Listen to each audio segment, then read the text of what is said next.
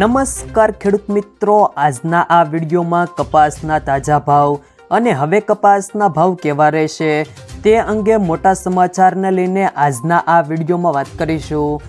વિડીયોમાં આગળ વધતા પહેલાં જો તમે અમારી ચેનલમાં નવા છો તો ચેનલને સબસ્ક્રાઈબ જરૂર કરજો, જેથી અમારા આવનારા તમામ વિડીયોની માહિતી તમારા સુધી મળતી રહે। તો ચાલો શરૂ કરીએ આજનો આ વિડીયો। કપાસની બજારમાં હાલ ભાવ સ્થિર રહ્યા હતા, પરંતુ રાજકોટમાં થોડી આવક વધી હતી અને આગામી દિવસોમાં વધુ આવક વધે તેવા સંજોગો નથી। રૂની બજારમાં કેવી ચાલ જોવા મળે છે તેના ઉપર આગળની બજારનો આધાર રહેલો છે।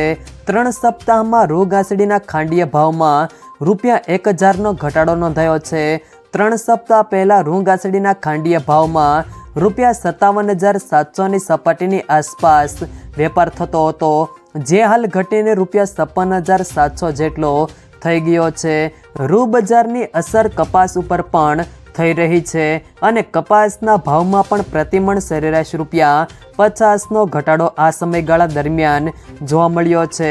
હજુ ગુજરાતમાં રાજકોટ, ગોંડલ, બોટાદ, અમરેલી સહિત 10 જેટલા યાર્ડોમાં વત્તા ઓછા પ્રમાણમાં કપાસની આવક થઈ રહી છે, જેમાં સરેરાશ ₹1250થી ₹1650ની સપાટીની વચ્ચે વેપાર થઈ રહ્યો છે।